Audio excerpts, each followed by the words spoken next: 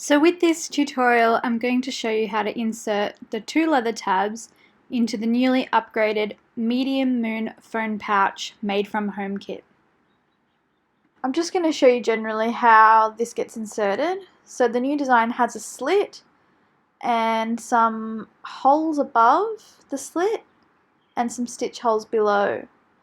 And the tab will eventually get inserted into that slit with the stitch holes lined up with those marks above the slit, and then it'll bend on itself and actually be inserted into the slit as well, and you'll see that those two rounded ends of the tab will actually match up behind.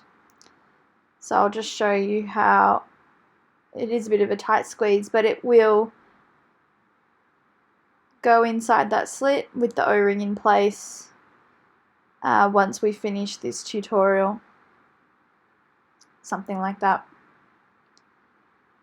So to begin, what we need to do is actually scratch that leather surface just in between the two stitch lines.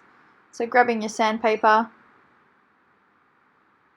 just put a board underneath to protect the table, and just scratching that leather surface so that when we come to glue this to the body panel, it will actually adhere. And then doing the same on the body panel, you want to really carefully just scratch in between that marked area where those four marks are above the slit line, and then grabbing your glue. I'm using a bit of a different applicator here. It's all I had handy, but your foam brush does the same job. And gluing both surfaces as usual, just using a sparingly amount. Try not to put too much there, as it will take forever to dry, and then just letting that to dry.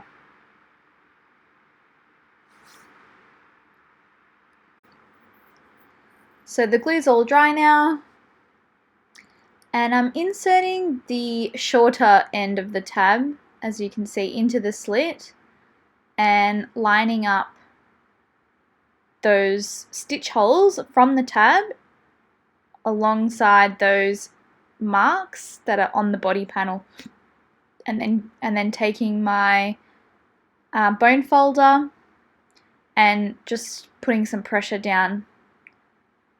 Also just making sure that it's square along the side so that you've got the same distance between the top of the tab and the lower end of the tab.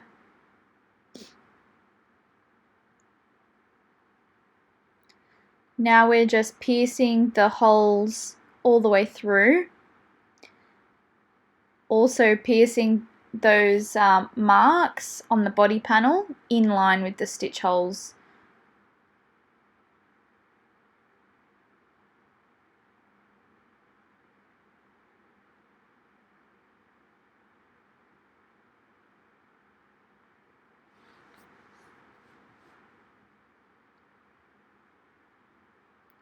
You can see there, that's where the ring goes later on. So now I'm taking my thread, just take an arm's length, no need to measure this one too accurately, so just your full arm span, and then coating that with the beeswax as we did previously. Just a nice general coating, and then smoothing that with the white towel.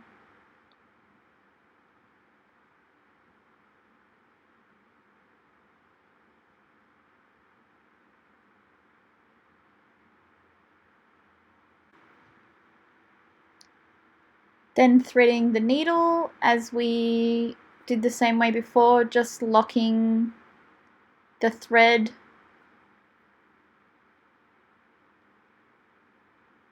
just passing that through one time through the tail end of the needle.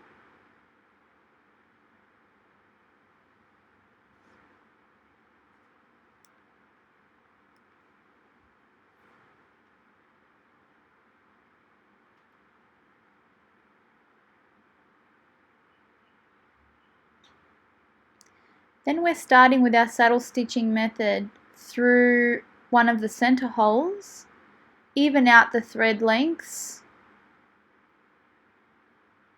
and then taking that front needle, passing it into the next hole along, and then using our finger tension method, we're beginning our saddle stitching. So taking that back needle, passing it back through the exact same hole the front needle came in, and then continuing. Then we're going to overlap into that last hole over the tab, and then once you've made that last stitch, you're going to flip the pouch around and continue sewing in the other direction, so overlapping the stitches that you just made.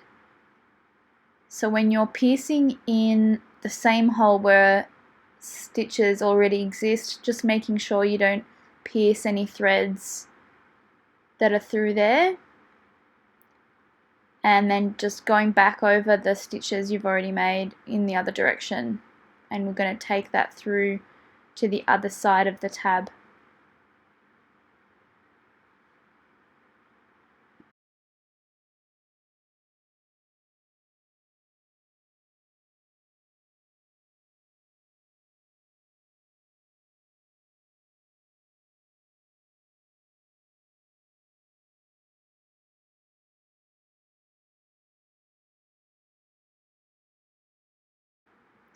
So you're at the other side of the tab now, and again we're going to flip the pouch around, and we're just going to finish on the very first hole that we made.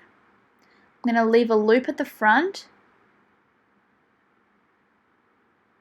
and then coming in with the back needle, just making sure I haven't pierced that thread, so I'm just giving it a tug while the needle is still in the hole, making sure that it's not pierced through, and then bringing that back needle through,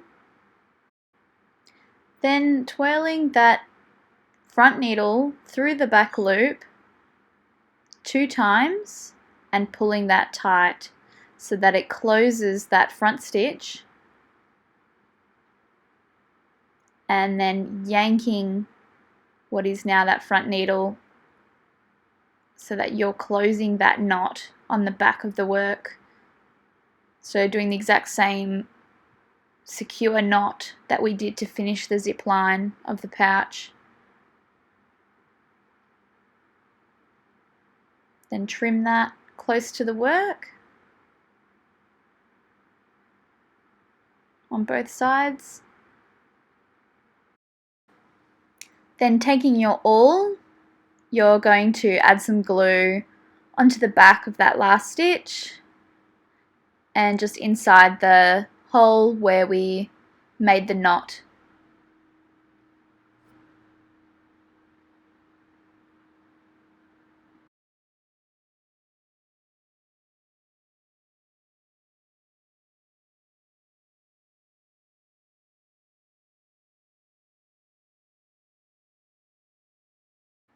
If you flip it over and find you've poked the end of your thread through to the front a little bit too much, just poke that back in using the awl.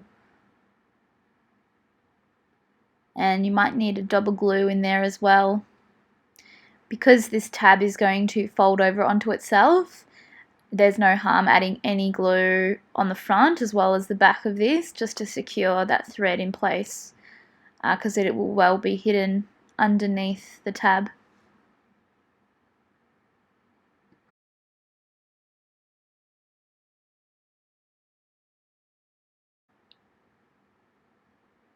Then we'll go ahead and stitch the second row. So to get the best utilization of our thread, we're going to take one of the offcuts from our previous row of stitching, just grab the longest one and remove the thread from the shorter one from the needle, and take that needle and transfer onto the longer one.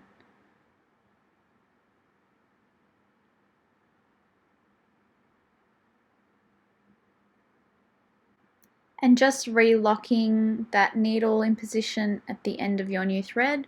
If you need to, you can re-wax it, but this one's fine, doesn't need any re-waxing. At this stage, you can repeat the same steps you just took to sew the first line of stitching for the second one. So here you can see I've stitched the second row.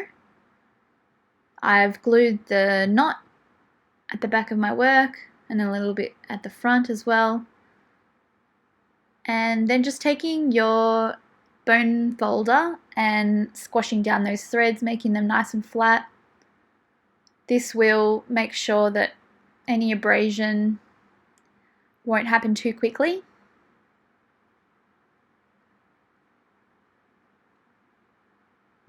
Then taking your ring, placing that over the top and just forcing it into the slit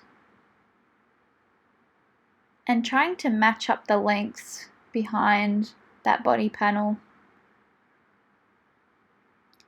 If it's really not going to line up, it's not the end of the world.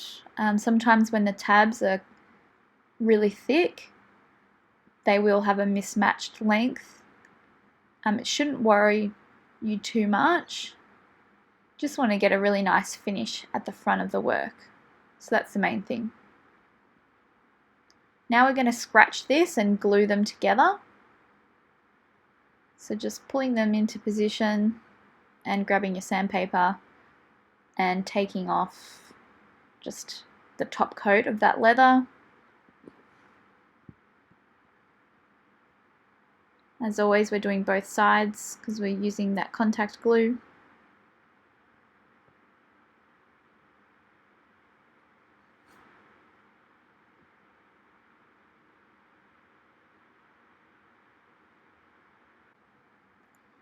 And then apply the glue onto both sides of the tab and let that to dry.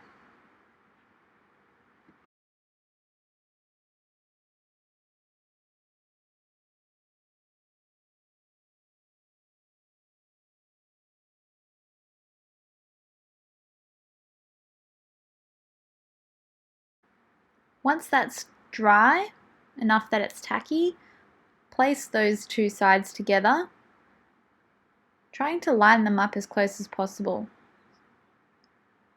Again, just making sure that it's not distorting the shape on the front of the bag too much by doing that. It will benefit the front a tiny bit if they're both lined up, because the impression will show through over time. Then we're just taking out all and we're passing those front holes through all the layers of the leather of the tab. So try and give yourself some nice big holes, again because we're going to pass through those stitching and overlap them twice, just as we did before. Those two outer holes don't need to go through the tab leather, they're just there to overlap, so they just need to be open enough in the body panel. So then you should have one length of thread left over, just attaching the needle to the other side.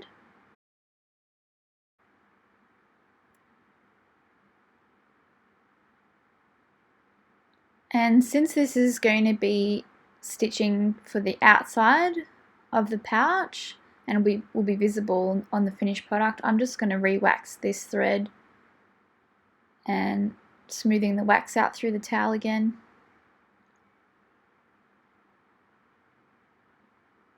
And then just attaching my needles and locking them into position again.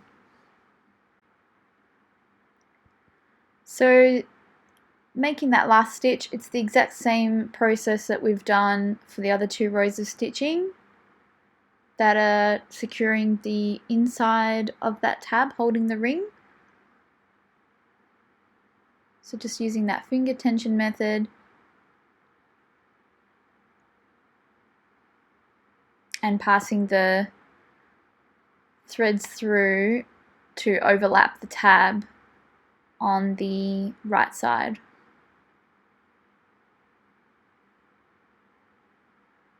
So I'm just going to show you this process again, just to show you that last stitching. Flipping the bag around so that we can go back the other way, and remembering to make sure that you're not piercing any existing threads, especially on this line because it's going to be visible on the outside of the bag and it's going to be more likely to rub up against other objects and potentially cause abrasion. So you don't want any premature weakening of those threads.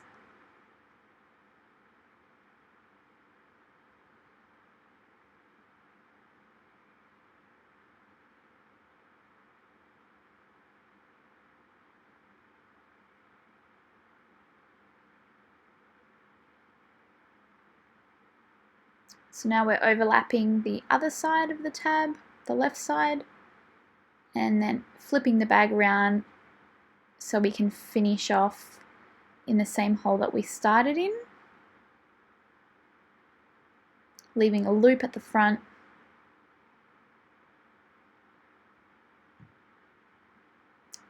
Coming in with that back needle, making sure that we haven't pierced the thread, so just pulling it slightly.